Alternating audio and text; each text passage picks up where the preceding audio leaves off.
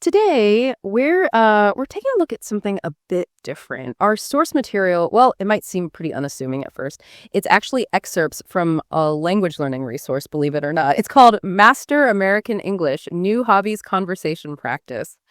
Yeah, I know what you might be thinking, English practice, but hold that thought. Our mission here is to really dig into this and see what's underneath because, well, it turns out even a simple conversation, especially when it's part of this structured learning thing, it can actually teach us a lot. Huge lessons, really, about making decisions, getting over that fear we all feel sometimes, and just, how we learn things effectively. So it's not just English, it's learning how to learn. Okay, so let's jump into the first bit. It's this English listening practice section. And right away, we meet Anna. She's talking to her friend Ben. And she has this dilemma. It's so relatable. She wants to try something new, right? Specifically, she's thinking learning guitar or painting, but she's stuck. His exact words are, I like both. That's the problem. I can't choose. I mean, how many times have we all been there? Staring at two good options, could be anything, a new project, what to watch, and you just freeze. It's almost funny how common that is. Oh, absolutely. Total analysis paralysis. And what's great here is Ben's response. Yeah. It's super simple, almost casual, but it just cuts right through it. He doesn't tell her what to do. He immediately puts it back on her. He asks, it's up to you. What do you feel more excited about? Making her look inward. Yeah, exactly. Then he gives her this core piece of advice, honestly, for anyone starting anything. Yeah. Don't be scared. Just go for it. You'll never know until you try. That's the kicker phrase, isn't it? Just go for it. It is. And it's not just empty words because he immediately gives her a practical, low-stakes way to act on it. He says, maybe I'll take one class and see how it goes. The single class idea. Smart. Super smart. Yeah. And he even adds the safety net. If you don't like it, you can try painting later. It's like textbook risk reduction for trying something new. Okay, so it's a blueprint, really. Not just for hobbies, but for any decision where you feel stuck. Take a small step, low commitment, see what happens. Precisely. It lowers the barrier to entry so much. But, for someone who really gets stuck in their head, does just go for it, sometimes feel, a bit too dismissive of the fear. How do you actually do it? That's a fair point. And I think the brilliance isn't just the phrase. It's that it's tied directly to the take one class idea. It's not saying ignore your fear and jump off a cliff. It's saying don't let the fear of the big commitment stop you from taking this tiny, manageable first step. Okay. So the action itself is small. Exactly. The perceived risk is tiny. You're just gathering data, basically. One class tells you something. You haven't signed up for a lifetime of guitar lessons if you hate it after an hour. It's like a minimum viable experiment on yourself. That's a great way to put it. It acknowledges the fear, but gives you a concrete small action to move through it, not around it.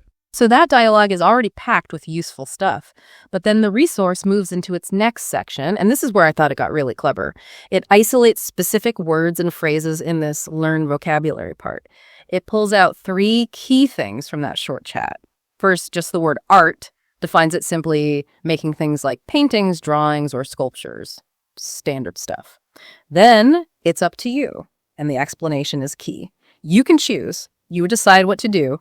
Puts the agency right there. And finally, that phrase again, just go for it, defined as try it, don't be scared, simple, direct. And this is where it gets interesting, right? Because these aren't just random vocabulary words. They're concepts. They're tools for action, really. Tools for action, I like that. How so? Well, it's up to you. That's not just defining a phrase. It's reinforcing that internal locus of control we talked about. It stops you looking outwards for the answer. It counters that feeling of needing permission, maybe. Exactly. And just go for it. Defining it as try it, don't be scared, directly tackles the inertia, the hesitation caused by fear. So by drilling these specific phrases, the lesson is doing more than teaching English.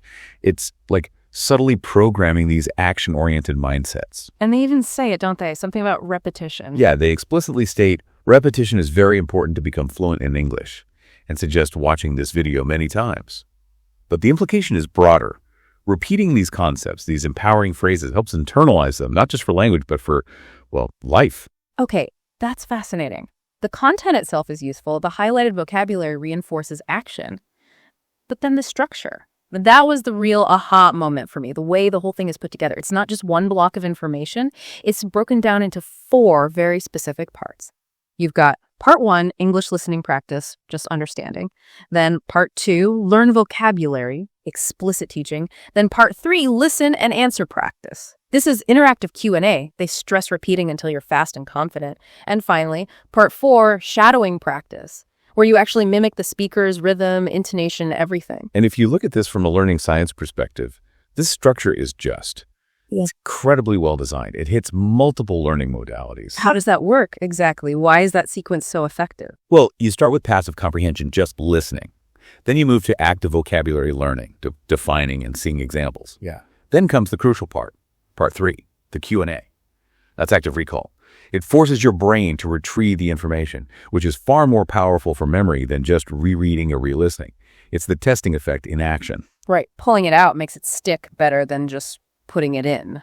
Precisely. And then part 4, shadowing. That's not just rote repetition. It's about mimicking the prosody, the rhythm, the stress, the music of the language. You're engaging auditory processing, motor skills for speech, and memory all at once. Yeah. It helps internalize the patterns deeply. It's a full stack approach to learning. Wow. So it's layered. Listening, defining, recalling, mimicking. Each step builds on the last. Exactly. It's a multimodal reinforced loop. Very, very effective for making learning stick long term. So bringing this back to the listener, to you. This isn't just about learning English, right? This structure, this sequence feels like something you could apply anywhere. Think about it. Whatever new skill or complex topic you're trying to get your head around, could you apply these steps? Could you listen or read first, then actively define the key terms, then quiz yourself, force that recall, and maybe even, shadow an expert, try to explain it like they do, or mimic their approach? Absolutely. It's a template for effective learning. Active listening or reading, targeted vocabulary or concept work, self-testing, and then imitating or applying in a similar style. You could adapt that to coding, cooking, learning history, public speaking, anything, really. It transforms learning from just consuming information into actively building understanding and skill. That's the core idea, building the mental structures. So there we have it. We started with what looked like a simple English lesson. And we've ended up unpacking some really, I think, profound ideas about how we make decisions, how we face fear, and fundamentally how we can learn more effectively. It just proves, once again, that sometimes the best insights are hiding in, the most unexpected corners. It really does. And maybe a final thought for you to mull over. Thinking about Ben's simple advice that just go for it, paired with a small first step. Is there one area, just one thing in your life right now, where maybe taking a tiny low-commitment action might be the best way forward instead of waiting for perfect clarity? Or thinking about that learning structure, how could you take just one element, maybe the active recall, the self-quizzing part, or the shadowing, and build it into how you learn your next new thing? Something to think about.